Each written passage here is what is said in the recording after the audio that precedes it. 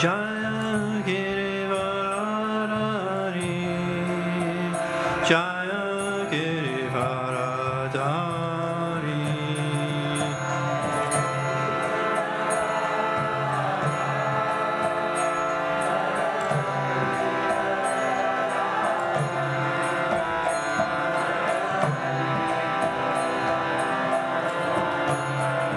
Jaya Yashodanandana, Jaya Braja Jalarajana, Jaya Braja Jalarajana.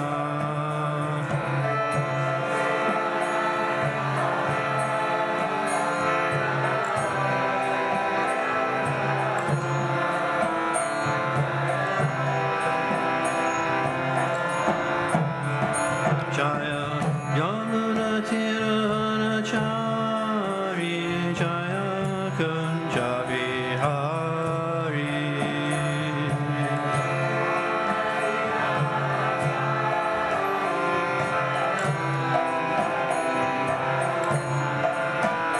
Jaya Radha Madhava, Jaya Kunja Vihari.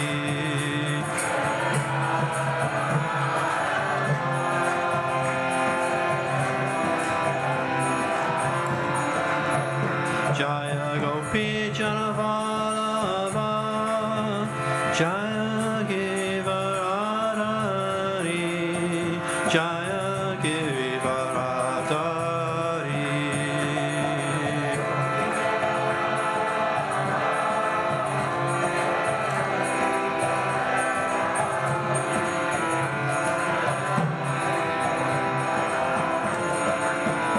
Jaya Yashodanandana, Jaya Braja Jalaranjana, Jaya Braja Jalaranjana.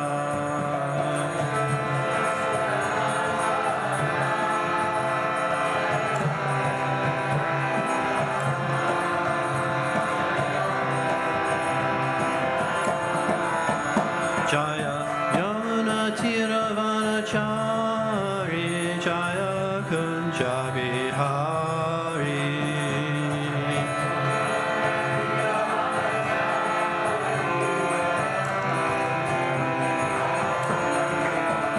Jaya Radha Madhava, Jaya Kunja Vihari.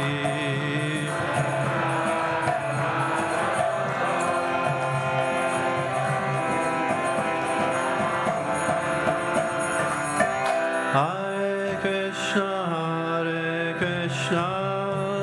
Krishna Krishna, Hare Hare, Hare Rama, Rama Rama, Hare Hare.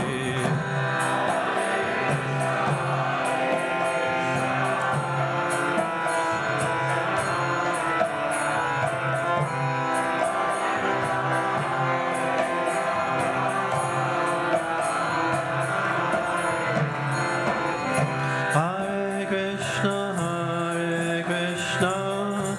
Krishna Krishna, Hare Hare, Hare Rama, Rama Rama, Hare Hare.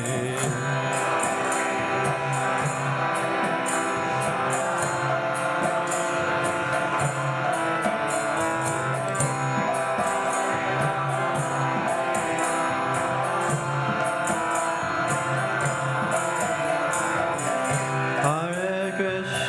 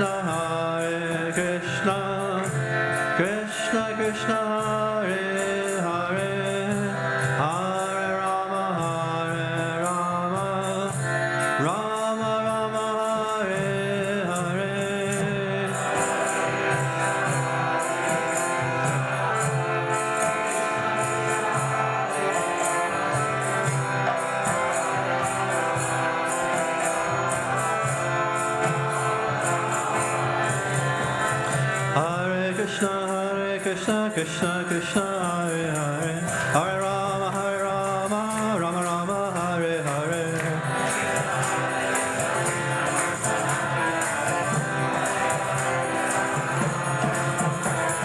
Hare Krishna, Krishna Krishna, Hare Hare, Hare Rama, Rama Rama, Hare Hare.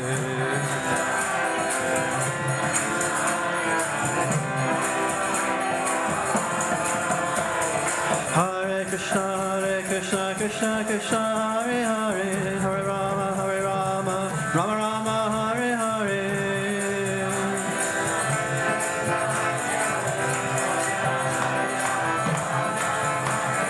Hare Krishna, Krishna Krishna, Hare Hare, Hare Rama, Rama, Hare Hare.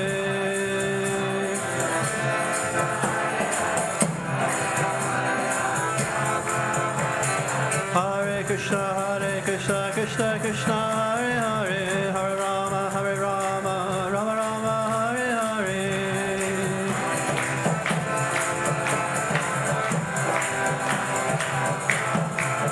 Jaya Prabhupada, Jaya Prabhupada, Jaya Prabhupada, Jaya Prabhupada.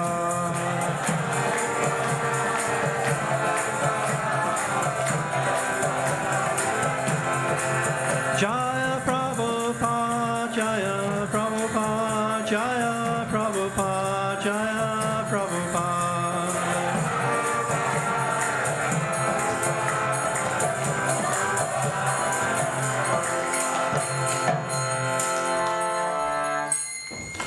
Jayam Vishnupad Paramahansa Parivajacharya Astata Sarvashri Śrimad Roaring Grace A.C. Bhaktivedanta Swami Shuddha Prabhupada Ki Jai Shuddha Prabhupada Ki Jai Anantakari Vaishnava Vrinda Ki Jai Harinam Sankirtan Ki Jai Shuddha Prabhupada's Transcendental Book Distribution Ki Jai Gaur Premanandi.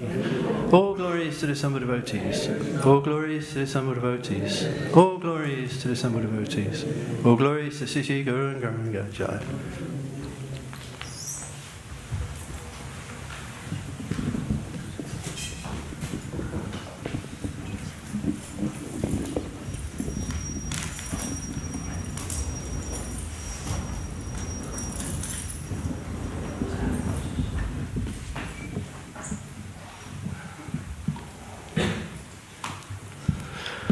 Om Namo Bhagavate Vasudevaya.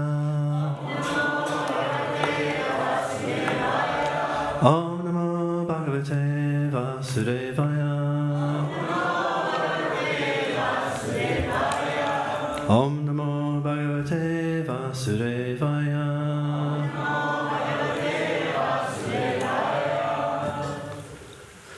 Hare Krishna. So, reading from Śrimad Bhāgavatam, Canto 3, text, chapter 25, text 21.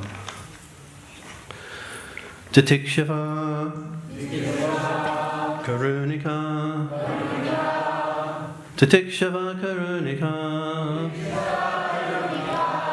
Surita Sava Dehanam Surita Sava Dehanam Ajata Satrava Shantaha Ajata Shatrava Shanta Sarva Saru Bhushana Sarva Saru Bhushana Titikshava Karunika Surada Savadehinam Ajata Satrava Shanta Sarva Sadhu Bhushana Titikshava Karunika Surada Savadehinam Ajata Shatrava Shanta Sadhava Sadhu Bhushana Titikshava Karunika Suridasa Vadehina Ajata Shatrava Shanta Sarva Sarubhushana Tithikshava Karunika Sarvadehina Shanta Sarva Sarubhushana Tithikshava Karunika Savita Sarvadehina Ajata Shatrava Shanta Sarva Sarubhushana Tithikshava Karunika Tithikshava Karunika Sura Sarvadehina Ajata Shatrava Shanta Sarva Sarubhushana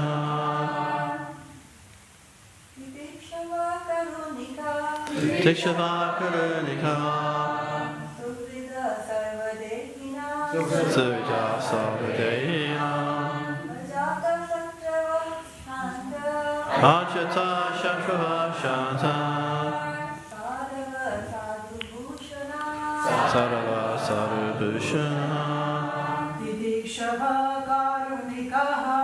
Tithikshava Karunika Suridaha Sarvadehina Sura Sarvadehina Ajata Satravaha Santaha Yata Shatrava Shanta Sadhavaha Sadhubhushana Sarva Sarubhushana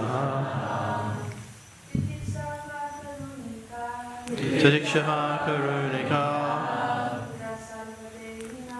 Sura Sarvadehina Ajata Shatrava Shanta Sarva Sarubhushana Tithikshava Tolerant Karunika Merciful Surida Friendly Sarvadehina to all living entities Ajita Shashvata inimical to none Shanta peaceful Sarava abiding by the scriptures Sarubhushana adored with sublime characteristics. Translation. The symptoms of a sadhu are that he is tolerant, merciful, and friendly to all living entities. He has no enemies. He is peaceful. He abides by the scriptures, and all his characteristics are sublime. Please repeat. The symptoms of a sadhu are that he is tolerant, merciful and friendly to all living entities. He has no enemies. He is peaceful. He abides by the scriptures. And all his characteristics are sublime. Purport by Srila Prabhupada. A sadhu, as described above, is a devotee of the Lord. His concern, therefore, is to enlighten people in devotional service to the Lord. That is his mercy. He knows that without devotional service to the Lord, human life is spoiled. A devotee travels all over the country, from door to door, preaching, "Be Krishna conscious. Be a devotee of Lord Krishna. Don't spoil your life in simply fulfilling your animal propensities." Human life is meant for self-realization or Krishna consciousness. These are the preachings of a sadhu. He is not satisfied with his own liberation. He always thinks about others. He is the most compassionate personality towards all fallen souls. One of his qualifications, therefore, is karunika, great mercy to the fallen souls. While engaged in preaching work, he has to meet with so many opposing elements, and therefore a sadhu, or a devotee of the Lord, has to be very tolerant. Someone may ill-treat him because the conditioned souls are not prepared to receive the transcendental knowledge of devotional service. They do not like it. That is their disease. The sadhu has the thankless task of impressing upon them the importance of devotional service. Sometimes devotees are personally attacked with violence. Lord Jesus Christ was crucified. Haridas Thakur was caned in 22 marketplaces. And Lord Chaitanya's principal assistant Nityananda, was violently attacked by Jagai and Madai, but still they were tolerant because their mission was to deliver the fallen souls. One of the qualifications of a sadhu is that he is very tolerant and is merciful to all fallen souls. He is merciful because he is the well-wisher of all living entities, not only a well-wisher of human society, but a well-wisher of animal society as well. It is said here, Sarvadeyanam, which indicates all living entities who have accepted material bodies. Not only does the human being have a material body, but other living entities, such as cats and dogs, also have material bodies. The devotee of the Lord is merciful to everyone, the cats, dogs, trees, etc. He treats all living entities in such a way that they can ultimately get salvation from this material entanglement. Shivananda Saint, one of the disciples of Lord Chaitanya, gave liberation to a dog by treating the dog transcendentally. There are many instances where a dog got salvation by association with a sadhu, because a sadhu engages in the highest philanthropic activities for the benediction of all living entities. Yet although a sadhu is not inimical towards anyone, the world is so ungrateful that even a sadhu has many enemies. What is the difference between an enemy and a friend? It is a difference in behaviour. A sadhu behaves with all conditioned souls for their ultimate relief from material entanglement. Therefore, no one can be more friendly than a sadhu in relieving a conditioned soul. A sadhu is calm, and he quietly and peacefully follows the principles of Scripture. A sadhu means one who follows the principles of Scripture and at the same time is a devotee of the Lord. One who actually follows the principles of Scripture must be a devotee of God, because all the Shastras instruct us to obey the orders of the personality of Godhead. Sadhu, therefore, means a follower of the scriptural injunctions and a devotee of the Lord. All these characteristics are prominent in a devotee. A devotee develops all the good qualities of the demigods, whereas a non-devotee, even though academically qualified, has no actual good qualifications or good characteristics according to the standard of transcendental realization. Om Ganatamanandasya Gananjana Shalakaya Chakshurvanatam Yena Tasmai Shri Gurave Namaha Nama Om Vishnuvaraya Krishna Prasnaya Bhutale Srimati Bhaktivedanta Swaminiti Namane Namaste Sarasvati Deve Gauravani Prasharine Nevasesha Shunyavadi Paschatya Deshatarine Jai Shri Krishna Chaitanya Prabhu Nityananda Svedvaita Gadadhar Shiva Sari Gaura Bhaktarinda Hare Krishna Krishna Krishna Hare Hare Hare Rama Rama Hare Hare. Translation again. The symptoms of a sadhu are that he is tolerant, merciful and friendly to all living entities. He has no enemies. He is peaceful and abides by the scriptures, and all his characteristics are sublime.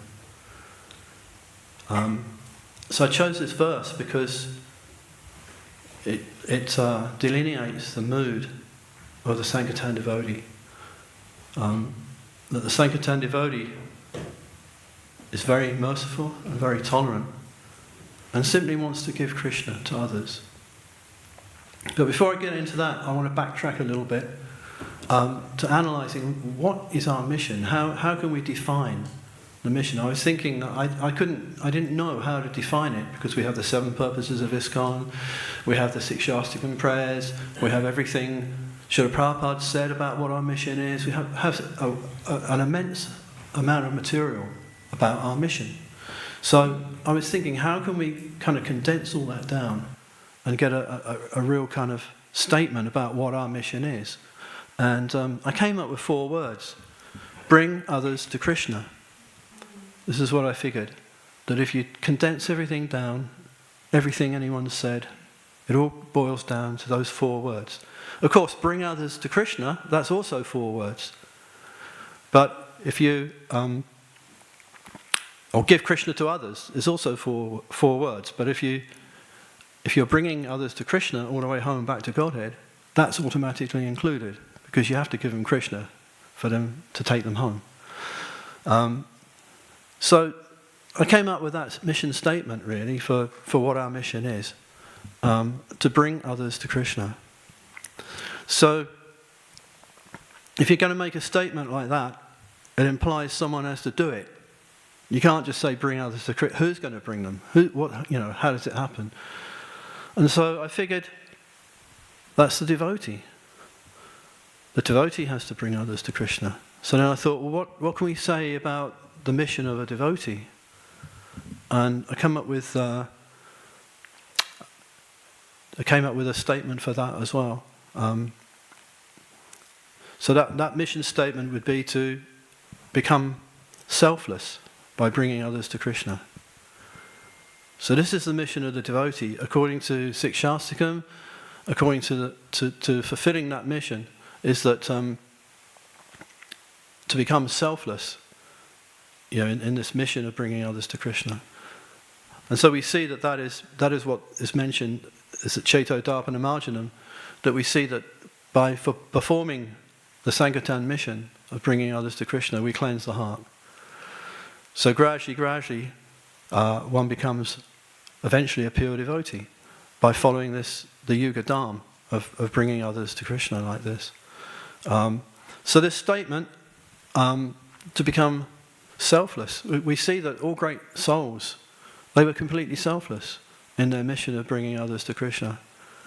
Lord Jesus Christ, Srila Prabhupada, so many of the great acharyas, they were completely selfless, materially selfless. So this selflessness, it describes the devotee according to deed and according to quality. Because if one becomes materially selfless, then automatically the 26 qualities of the devotee will arise gradually like that. So it describes the devotee by quality, this statement. And it also describes the devotee by deed. Because the greatest deed in the material world is to give Krishna to others, to bring others to Krishna. So then we have the mission, bring others to Krishna. We have the missionary, to become selfless by bringing others to Krishna. So then that implies another step is needed. And that step is, well, how do you do it? What's the method for bringing others to Krishna? And we can boil that down to a few things as well. Books, prasadam and harinam. So you need these 3 things. The 3 great gifts, books, prasadam and harinam. And then you also need a spiritual care program. You need something for when these people get their books of prasadam and harinam. You need somewhere to bring them, to train them, to go back to Godhead. So you need this infrastructure. You need this care program. So to bring others to Krishna, this is just boiling it down to the real basics, bottom line. What are we doing? So you need books, prasadam, harinam, and a spiritual care program. So we can look at that a little bit. So this mission, I was asking devotees, well, what's the mission? Is the mission ISKCON? Is ISKCON the mission? But it's very clear, actually, when you start to analyze it, that ISKCON is that supporting infrastructure for the mission. It's the temples, the Nam hats, the preaching centres, different preaching projects are there, festival program. They're there in order to support the mission of bringing others to Krishna. They're the supporting infrastructure. And so ISKCON is that supporting infrastructure for the mission. The mission is coming from Chaitanya Mahaprabhu. It's completely pure. It's completely spiritual. And in the material world, you need this supporting infrastructure for the mission, which is ISKCON. So in one sense, you could say that the mission is like the soul, and that ISKCON is like the body, because the body carries the soul in the material world. You could say like that. So that's one understanding there. So then we then come to this method. You know, how can we bring others to Krishna? How does this methodology work? We can look at that a bit. So we've got books, we've got prasadam, we've got Harinam. So they're all great. They're great gifts for the living entities, which have a profound effect. That there is immense suffering in this material world. We only have to look around us. And also material happiness, flickering material happiness is also suffering, because that also brings one back in the next life. If we have good karma at the end of our life, then we also have to come back. So both material happiness and material distress, they're both suffering.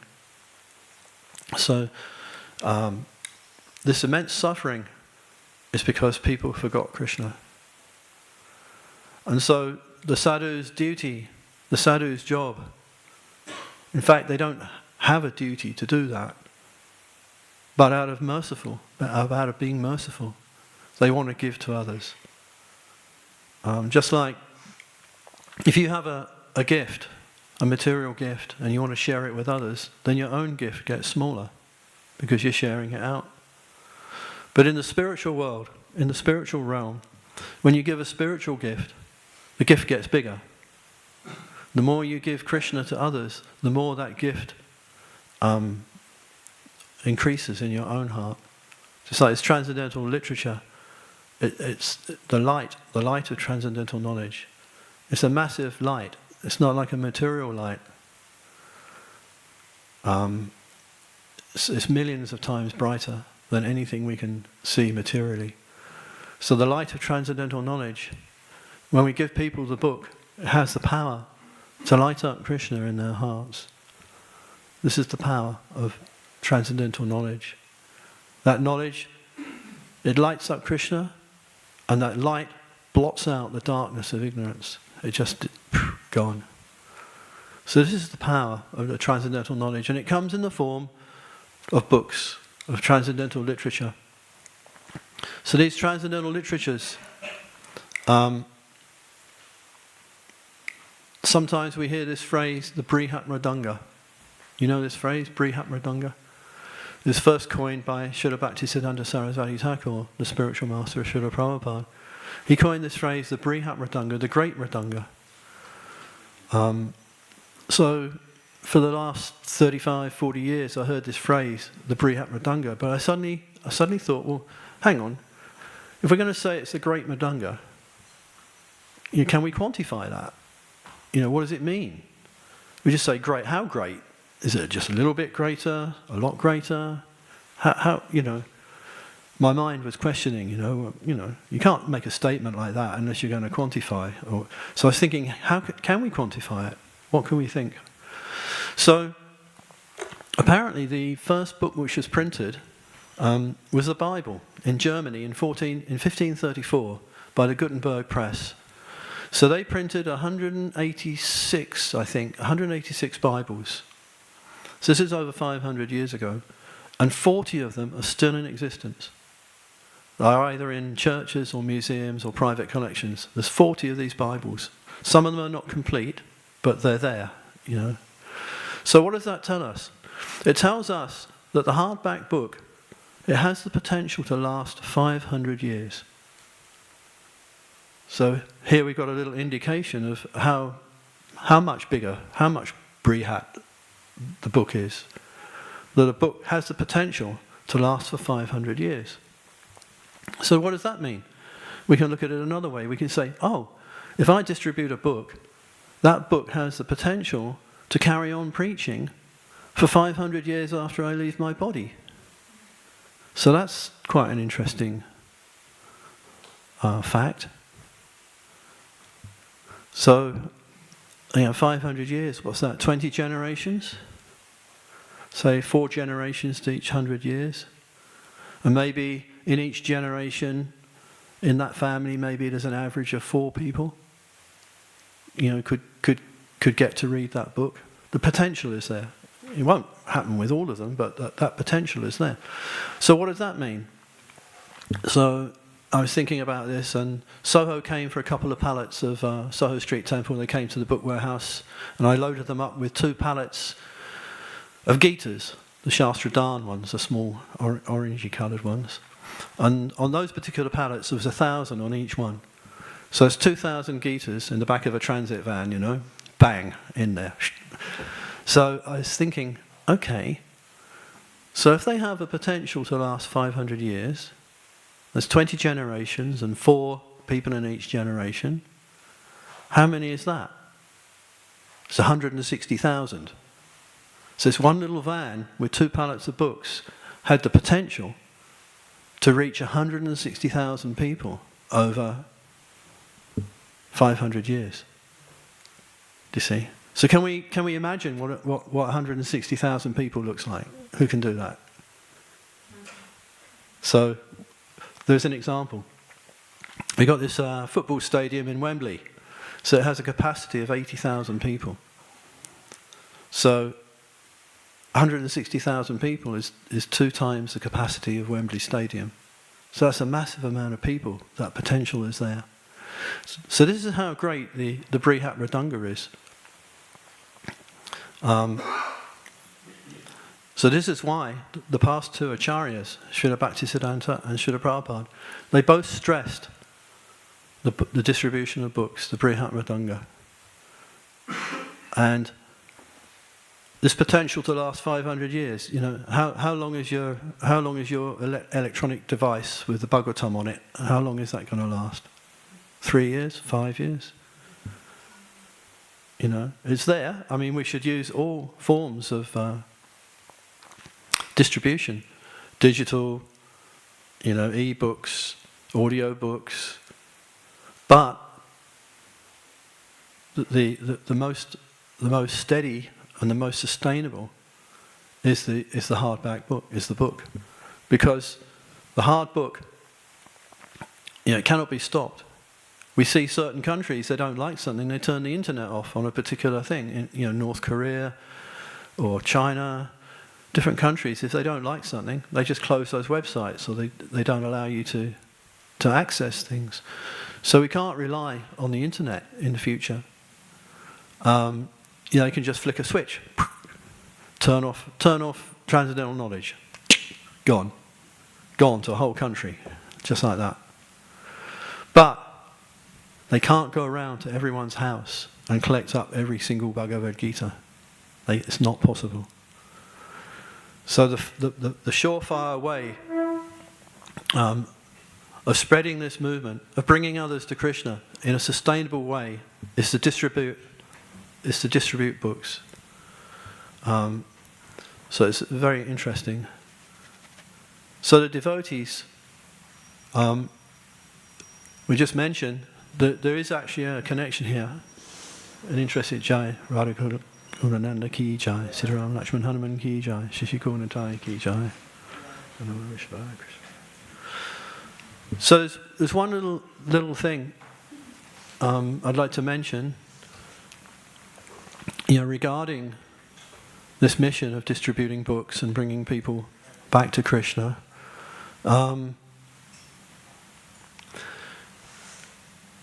In one sense, it is the highest service. I mean, to start with, the books, they tell us worship the deity. The books say cook for Krishna. The books say we've got to have cow protection. The books say we've got to do so many things. We have gurukuls, farm communities. It's all there in the books. So the books, they're the only service, they're the only item which promotes all the other services. So if you haven't got books, then the temples, ISKCON will just gradually die. Because they're promoting, book distribution is the only service which promotes all the other services. So it's another interesting little fact about book distribution. But regarding the sanctity of book distribution in relation to other services, of bringing others to Krishna, there is a connection, a direct connection with the gopis. So we see amongst the gopis, the topmost devotees of Krishna in the spiritual world, we see there are a type of gopi called a manjari gopi. So these are the serving maids of the gopis. They're completely selfless. They have no desire to be with Krishna. They're simply dasanudas. They just want to serve the other gopis. So they're completely selfless in that regard. Now, if we analyze our parampara, we'll find that the spiritual forms of many of our acharyas, they were manjaris. Rupa Goswami was Rupa Manjari. So we can understand that this selfless mood of the Manjari gopis is extended into this world, into this material world as the Sankirtan mission, of become selfless by bringing others to Krishna. And we're serving directly like this through the parampara. So this mercy of Chaitanya Mahaprabhu is so great that we can serve the Manjaris. I mean, this is incredible mercy. Even someone is drunk, and a drunken meat eater. He tags on the end of the Harinam, and he starts going, "Oh, Krishna, Krishna." So Lord Chaitanya is taking that as service. So even a completely fallen person, they can serve the Manjaris. I mean, this mercy is beyond comprehension. If you want to touch Krishna, right? There's Krishna here. There he is. You want to touch Krishna? What's the qualification? You have to be Brahmin. You have to be clean. You have to be Brahmin initiated. You have to be trained. You have to do so many courses. And then you're allowed to touch Krishna. You can go on the altar. You can dress Krishna. Okay. So when we put a book in someone's hand, those books are non-different from Krishna. They are 100% Krishna. So totally unqualified people, they're allowed to touch Krishna. This is an incredible mercy of Chaitanya Mahaprabhu, that someone completely unqualified, some meat-eating person on the street, they can touch Krishna. And they get that mercy. They actually get mercy by touching Krishna like that. So even if they don't buy the book, you put it in the hand, at least they get spiritual benefit. They're seeing the picture of Krishna on the front. So we're directly connecting people to the parampara. The whole potency of the parampara, it ends up when that book, and that book, when it touches that person's hand, is where spirit meets matter. So this is the incredible mercy of Chaitanya Mahaprabhu. The totally unqualified persons, they can touch Krishna, they can serve like that. Many devotees you hear have these kind of reading clubs where they read about the intimate pastimes of Radha and Krishna, because they want to get gopi bhava. They want to get, the mood of the gopis. They want to get some, But all they do is they become attached to sex desire by reading these intimate pastimes of the Lord, because they're not qualified, and it's not following the Yuga Dharma. If you want gopi bhava, my advice is get a book bag. and get out there on the street or door to door or whatever you can. This is Gopi Bhava. Not some. You can't mechanically, read. It's like reading the outside of a bottle, some ingredients. You kind of read about the gopis and their intimate pastimes with the Lord. That will come automatically. If one becomes a pure devotee, automatically all these other things are there. But in the meantime, it's best to stick with Lord Chaitanya and distribute books. So, there's a couple of things I'd like to read here.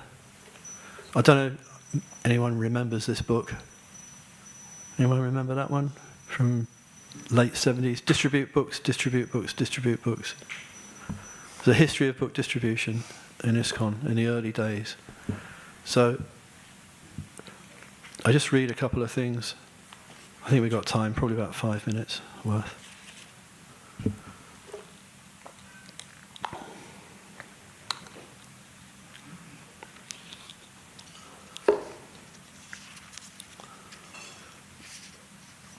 So the devotees, they've got Krishna books and Bhagavad Gita, Macmillan Bhagavad Gita.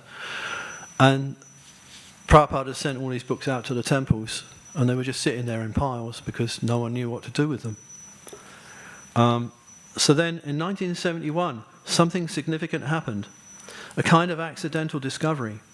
One day while coming home from a chanting party in downtown San Francisco, 2 brahmacharis stopped their car to refill at a local gas station. That means a petrol station in English. They happened to have a few copies of Krishna book with them. And when the attendant came to get money for the gas, one of the devotees showed him the book. The attendant was interested, and both devotees began preaching the glories of Krishna consciousness. When they suggested that he take a book as payment for the gas, he agreed. Astonished at what had happened, and inspired by their success, the 2 brahmacharis, Buddhimanta and Premanava, went out the next day with several Krishna books and stood in front of a grocery store. After a few hours, it happened again. This time they sold 2 books. Keshava, the San Francisco temple president, phoned his GBC supervisor, Karandar, in Los Angeles, and told him what had happened. Keshava described it as miraculous, and Karandar encouraged him to make further experiments. The San Francisco devotees soon organized 6 men going door to door and showing the books to people in their homes. When Buddhimanta began selling as many as 5 a day, the devotees in other temples, especially Los Angeles, San Diego, and Denver, began to follow his example. And whoever tried it and sold a book became caught up in a euphoric excitement. A reader may become amused by hearing these book-selling activities described in glowing terms, as if they were something highly unusual. Many a large business has started out small, and door-to-door book-selling is not uncommon. Yet the experience and testimonies of devotees taking part in this book distribution describe a special taste, distinct from the happiness young men ordinarily might experience by stumbling upon a sales technique and finding themselves on the verge of making a lot of money. The difference between the excitement of starting an ordinary business and the taste of learning how to distribute Krishna-conscious books is that the devotee's book distribution is devotional service to Krishna and can thus produce a transcendental ecstasy not possible even at the height of material happiness.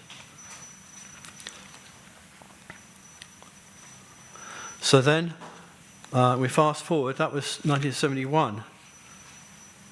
So we then fast forward here, and this is the first Christmas marathon. This is a description. It was kind of accidentally discovered. Another new breakthrough for book distribution came at the end of 1972. The previous year, devotees had taken advantage of the Christmas season by selling the Krishna book door to door, but no one had been aware of just how significant the Christmas season could actually be. In the 1971 Christmas season, therefore, the book distribution had increased by only about 20%. But by December of 1972, the devotees had built up a great excitement for distributing as many books as possible. Rameshvara. It was on December the 22nd, 1972, that we accidentally discovered the Christmas Marathon in Los Angeles. We noticed a great increase in the number of people going into stores, and the stores were staying open sometimes until midnight. I was standing in front of this Burbank Zodi's.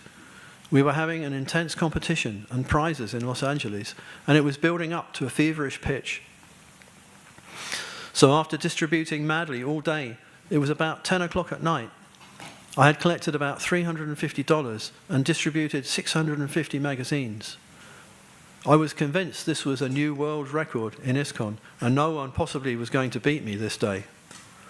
Even though the store was still open until 12, it had started slowing off, and I was thinking, maybe I should go back. Undoubtedly, everyone is back already. No one has ever stayed out past 8 o'clock. They'll all be waiting up for me. I shouldn't keep them waiting up. So in this way, my mind was convinced to go back. By 11 o'clock, the store was completely dead. I got in the car and started driving back. On the way back, I passed another Zodi's called Hollywood Zodi's on Sunset and Western. I was torn whether to stop or not, because that store was crowded and it was going to be open until midnight. But I decided, no, I'll go back because I'll be the champion, and that way I can let everyone know it. So I just kept on driving. I finally arrived at the temple at about 10 minutes to midnight, and I burst into the Sankirtan room, but the only person there was the secretary, Madhukant. I said, oh no, everyone went to bed? He said, no, nobody is back yet. I was the first one back. That was the discovery of the first Christmas marathon. It was completely unplanned. No one had ever instructed anyone to stay out that late. We just did it spontaneously. Finally, at about 1:30 in the morning, all the devotees had returned, and we were sitting around looking at the Sankirtan map. We couldn't sleep. We were so agitated to go out. We were thinking, where can we find plenty of conditioned souls? Our noise and raucous laughter was like a drunken party, which finally woke up Karandar, who was sleeping in his office in the next room. He came stumbling in, wiping the sleep from his eyes, and when he saw us and saw what was going on, he burst out laughing and sent us all to bed, saying, get ready for tomorrow. So in this way, we performed the 3-day marathon, the 22nd, 23rd, and 24th of December. No one had ever distributed as many books before in the history of our movement. A big day had been considered to be somewhere between 25 and 40 books, but we were distributing between 5,000 and 6,000 pieces of literature a day for a 3-day period. Our temple had distributed almost 18,000 pieces of literature in just 3 days. Jai. So that is the story of the first marathon. So are we supposed to stop at 8:30? 8:45? Oh, you want some? Okay. All right, so next thing, book distribution. So there is evidence. People say, oh, we're distributing these books, it's not really doing anything, you know. But if we look around, we can see how book distribution is actually changing society. Things are happening. You know, especially one thing is the Me Too movement. You know, the women's rights. Prabhupada was the first sort of acharya really who treated the women equally to the men. He gave Brahman initiation. He created the Brahmacharini ashram. He said, I want all my disciples to become gurus one day. That meant women as well. So the Sankirtan movement is changing the whole society. For instance, even 10 years ago, my son had done some research, and he discovered that 20% of 18 to 24-year-olds in the UK are vegetarian. 20% of 18 to 24-year-olds. That was 10 years ago. I don't know what it is now. So it's huge. It's huge. So, you know, we can see every yuga starts at a certain point, and it becomes more and more degraded as time goes by. Every yuga does this, right? But if something is going against the trend of the Yuga, it can't be coming from within the Yuga. It must be coming from outside. So anything we see like that, like we're all sitting here, right? This is against the trend of the Yuga. We shouldn't be sitting here. We should all be down the pub, you know. But we're sitting here. We've been chanting Hare Krishna, and you know. So this is against the Yuga. In 1973, there was a 2-week war between Pakistan and India. They're both nuclear armed countries. Prabhupada was in India at the time. So this war, it only lasted 2 weeks, finished, gone. And Prabhupada said that this war was stopped by his devotees chanting in India, doing Harinam. He said that. This is in the Lilamrita. He only had 20 devotees in Calcutta doing Harinam at the time. So just 20 devotees doing Harinam in Calcutta was enough to stop a major war. This is what he said. There are other instances of how, how book distribution is, I've got some notes here, it's changing the world. Prabhupada said in one letter that historians would note this period in history how the world was changed.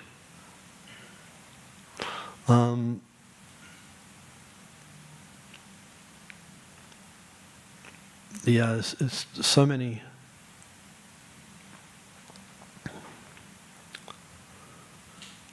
So there's another story.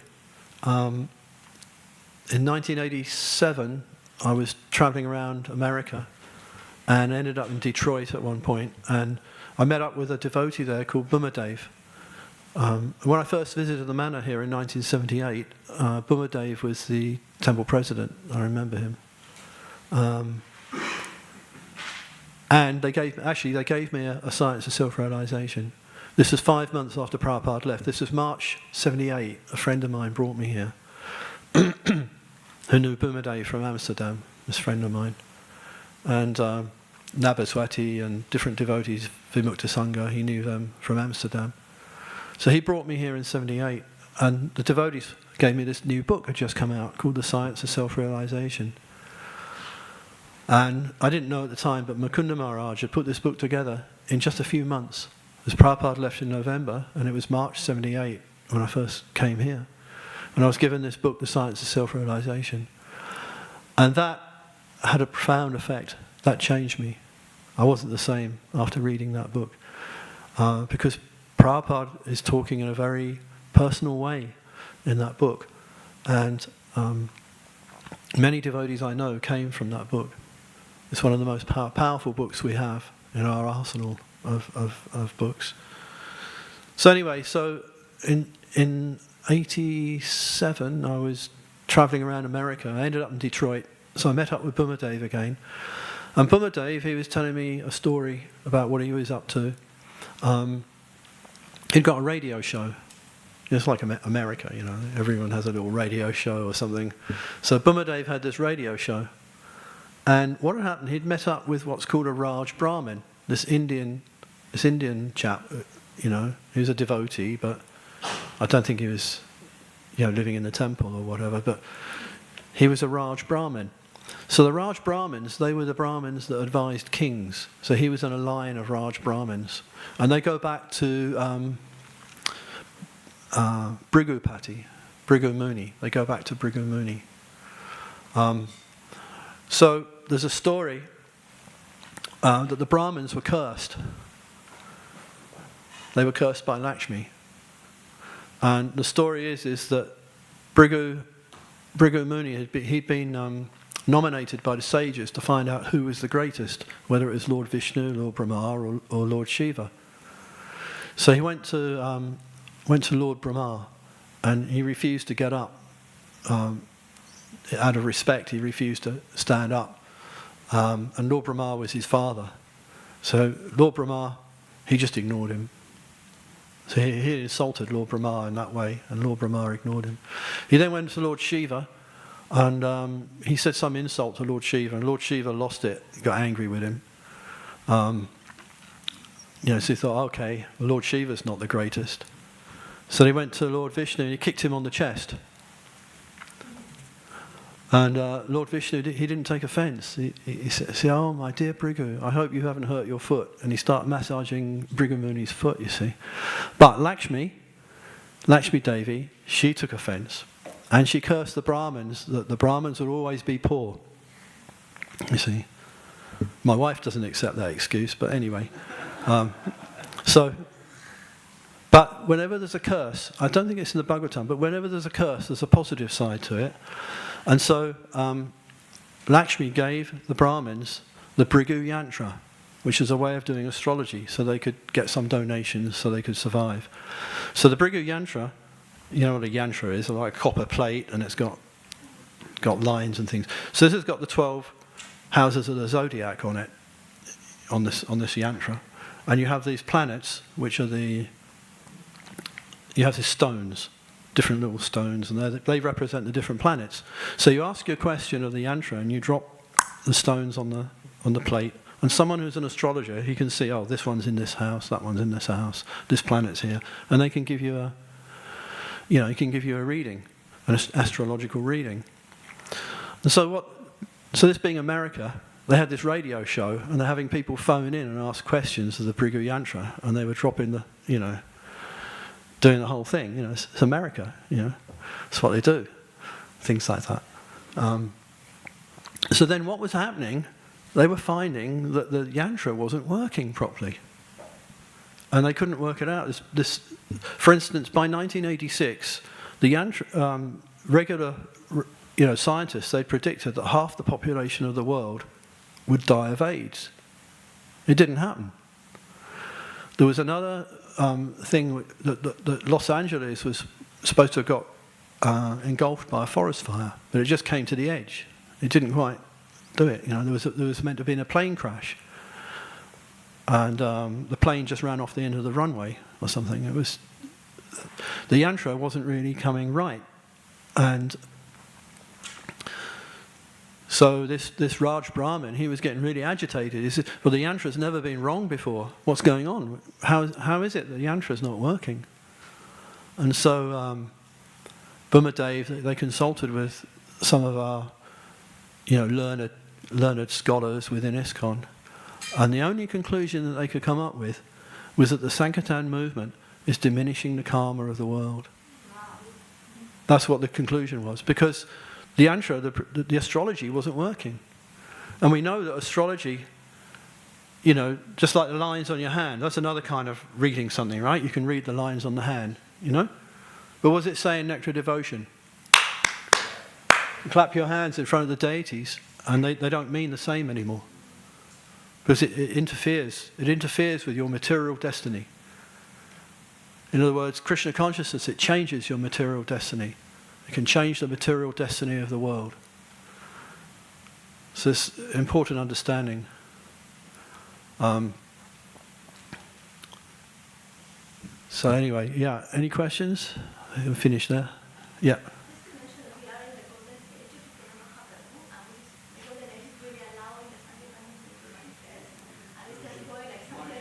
Sorry, I can't hear you very well. I can hear myself very well, but I can't. Thank you so much for your class. I was just thinking also that we are in the 10,000 years of the golden age of Chaitanya Mahaprabhu. So Sankirtan movement is manifesting during that time, and so we are going through a Satya Yuga within Kali Yuga. So we can choose to be in Kali Yuga outside in the pubs, or in Satya Yuga here in the temple. Yes, very good. Yeah. Okay, before somebody asks the question, why does it say here in the verse, the sadhu has no enemies, but then it says down here, Prabhupada says the sadhu has many enemies, right? So before anybody asks the question, my conclusion on that is the description here is of Mahabhagavata. So Mahabhagavata doesn't necessarily preach. He can do, but then he's working on the level of a Madhyam Adhikari. Prabhupada said that the Mahabhagavata, he can act. He says he comes down to the level of Madhyam for preaching, but I don't like that term of Prabhupada that he comes down, because he doesn't become a Madhyam. He's still a Mahabhagavata, but he's acting on the level of a Madhyam in order to preach. So when you do preach, then we see so many things happen here. You know, you can get a little bit of bother, you know, like Haridas Thakur and you know, Jesus Christ, different people. When you start to preach, you know, you can get a little bit of bother sometimes, you know. But the devotee, he just carries on. We have Lord Nrsingadev. We have so many well-wishers, and so we just carry on, and we get the mercy of Krishna in that way. So, okay, any other points? Someone have some?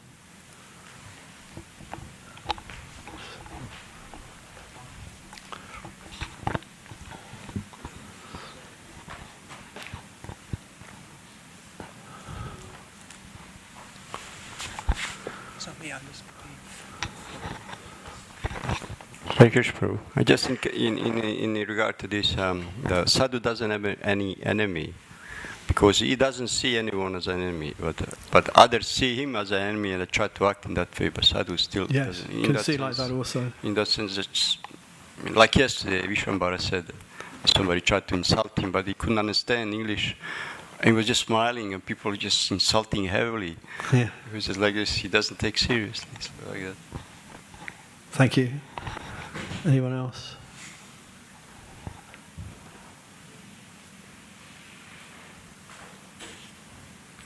Okay. Oh, just one thing before we go. I've got like a minute left. So, Krishna consciousness, to me, maybe it's oversimplified, but I see it, if you've got a glass and you start filling it up with water, at a certain point the glass gets full, and then what does it do? Overflows. So this morning program, our sadhana, our reading, it's like we're filling ourselves up with Krishna. And if we get to a certain point, we see with the devotee, we fill the devotees up with Krishna, prasadam, you know, association, whatever we can. Then at some point, they're going to overflow. And so then they can go and preach. So it's a simple thing. We've got to fill ourselves up with Krishna, with our sadhana, and then give it to others. And when you give it to others, because you know, the Yugadam preaching, when you give Krishna to others, it's the means and the end simultaneously. It's not like you have to do something else to, you know. We're even filling ourselves up with Krishna by giving Krishna. Because the more you give Krishna, the more you get Krishna. The more you give Krishna to others, the more Krishna manifests in your own heart. Jai. Srila Prabhupada ki jai.